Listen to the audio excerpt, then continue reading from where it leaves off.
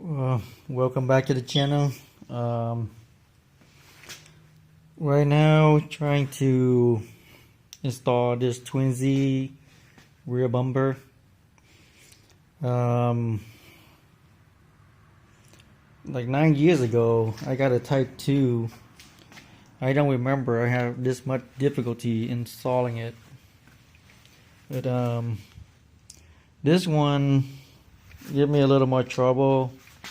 So wasn't sure if the car I got has body repair or rear corner panel repair. This side seemed to be tight, and it doesn't sit flush with the corner panel. So I had to do a little extra work to kind of like get it aligned. If you wonder what an aftermarket Z32 bumper look like, this is pretty much it. They are the thing that different that really people don't know is you see all of these holes in the back. These are on the OEM stock bumper. Those are stud. Those are like 6mm stud, and they lined up with these holes on the chassis. So when you put the bumper on, you just slide those stud through it, and then you bolt them down from the other side. But on the aftermarket, there's no such thing. So you have to figure a way to mount that to the chassis. Probably most people, they just gonna skip this part and they just gonna use these two mounting point, where the stock body is on and that's pretty much it. But it's nice to get as much bolt or stud that you can get through these, so that way when you install these, you have a little room to adjust, up and down, so you can get a little more tighter fit here, so it doesn't sag. So the bumper right here has some support so it doesn't sag. So what I did was using these little nut cert, or they call it rave nut or nut cert or whatever it is. It's technically these little thing like these. What you do is you put them through using the little tool here. You put them in the end. And what you do is you compress it, so it compressed between whatever surface you mount it to. Then they give you the mounting point. So these one is this 6mm. Since these holes are pretty big, so I have to use like a 6mm. But a lot of time I prefer the 5mm. It seems to be the right size, the right strength. So with like these, with the two side mount, what you can do is either way you can mount it from the trunk inside out. You see those holes, or you can mount from the bottom up. But on these cars, when you put the bumper on, you don't have no room to mount from the bottom up like most cars do. Like most car, you can literally like go from underneath with a screwdriver up. But these cars, when you put a bumper on, it's pretty much hugged to these rear body panel. And there's no way you can get a screws inside to do that. So the only way, you have to use this nut cert That way when you put it in on here, you can just run the bolt down on it and tighten it same way. So these are extremely hard to get lined up.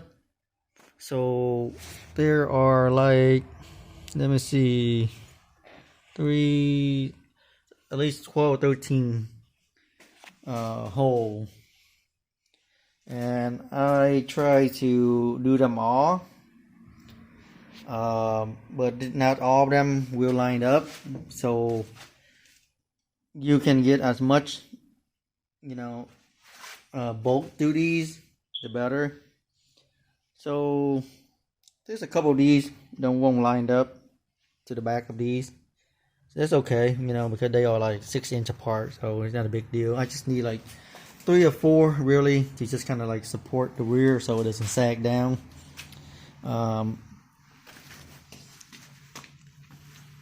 The diffuser on the Twinz go all the way back to the almost to the high cast bar right there, and they do give you a bracket to mount it to this point so it doesn't flap around. Overall, since like 9 years ago when I bought the other one seemed to be better. I don't know how. It should be. It shouldn't be better than this one because this one is a lot newer. You know, this is like 9 years later. But it seemed like they changed a few things on it. I don't know what they did. Well, they came out with a couple different versions. But the older one was a piece of cake to install, and that was like 9 years ago.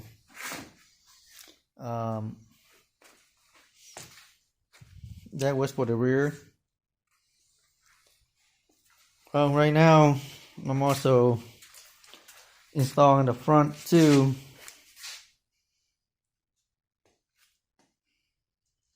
As you see, it's also a Twinz.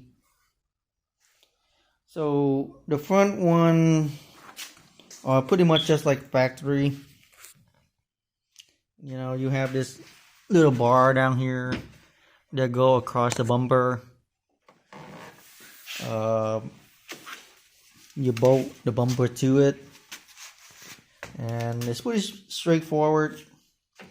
If you're gonna run the P-Spec Twinz, you cannot run the frog light. You have to remove the frog light. You have to remove the bracket and everything because it won't clear.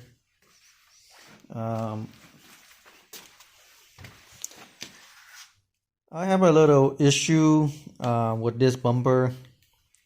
Most commonly is about right here on back. On this side was fitting great, but knowing me, you know, I cannot stand when something that doesn't fit.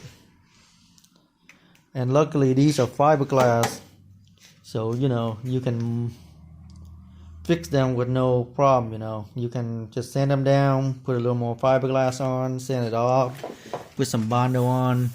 You can remove material off. Like this side, you know, I have it.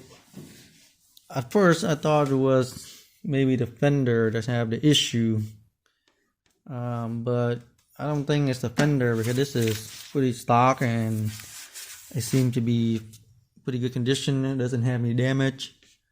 So the other side go on perfectly. You line them up as best you could and where it should be. Then, you know, a lot of time, sometimes it doesn't sit well here, and most of the time when you get an aftermarket bumper on this car is really weird because they have like one stud here, one bolt here and one bolt here to hold the bumper together. So it's really hard to get to. You have to get from underneath or like a little side hole right here. So it's really hard to get to them. But I was having an issue here. It was hitting here and it wasn't fitting here. And if I get it to fit, it's sunk in way too far in. It's just really weird. So I had to do a little work, remove some material, add some material to get it flush. So I spent a lot of time on this front bumper here to get it right. The last one I have for the 9 years ago, I have a Grady polyurethane front bumper. And the good thing about polyurethane is, they came out with mold really nice, really smooth. They unbreakable. But the downside to polyurethane is when you have a fitment like here that doesn't fit well, it's really hard to work with, to mold it out or take material away. And when you use fiberglass on polyurethane, it doesn't work well because polyurethane flex and it will crack and a lot of trouble. While these are fiberglass, you just sand them down to the bare fiberglass, and you can add more fiberglass, smooth it out, and put a thin coat Bondo, smooth it out, and use another coat up like filler for tiny grainy spot. So I spent a lot of time trying to get this aligned, and as you can see right now, everything is fit to how I want. Because I'm really nitpick about these things because it stood out like a sore thumb. When everything done and said, and you're gonna regret it later because you're not fixing it. Yeah, so I got it to fit how I want it. Sometimes I seen people other Twinz bumper. Some of them fit extremely well. Some of them like stick out further than the fender. Some of them go inward. So so it's very annoying when you have one area is like out and one area is in. And like if it's big enough, it's when it's noticeable, it's very, very annoying. So I spend so much time, especially on this side, because this side has the most problem. When I install it, this side was spot on, like 85% satisfied. So I left it alone, spent a lot of time on this side, get it to how I want it. Then I went over this side. Well, I might well already done the other side. So this side, like I said, was like 85% satisfaction on the fitment. So I was like, what the heck, spend a little more time, then get everything aligned. So this side is completely spot on to how I want it. Then the dumb me, after I done all this work, then I realized that's like, I'm running a whole wide body kit, the whole Twinz kit. So which it will come with a little front piece here. So like this is the front wide body panel. So they have a little extension here that go from here going down to like that, then like that, something like that. So this whole area right here, when I have fitment issue, and I was concerned about, stupid me forgot that's like this extension piece will cover it. It will cover that portion. So only this portion right here will be exposed. So everything else is going to be under the wide body panel. Pretty much, I don't know how much I have to trim here, but I'm not going to trim yet. I'm going to wait until I install everything, put the wheels on, then, you know, whatever I turn and when it hit, that's when you cut what you need. Because I'm going to run a little wider wheels, not much wider, pretty much it might clear what here. You know, I'm not going to run like extremely negative upset, so I'm not going to have too much issue. And I'm going to go over the whole kit on the next video, on how the fitment is and what kind of trouble it is, how great it fit. You guys have to keep in mind that this car, if you got one, it's pretty much like 30 years old.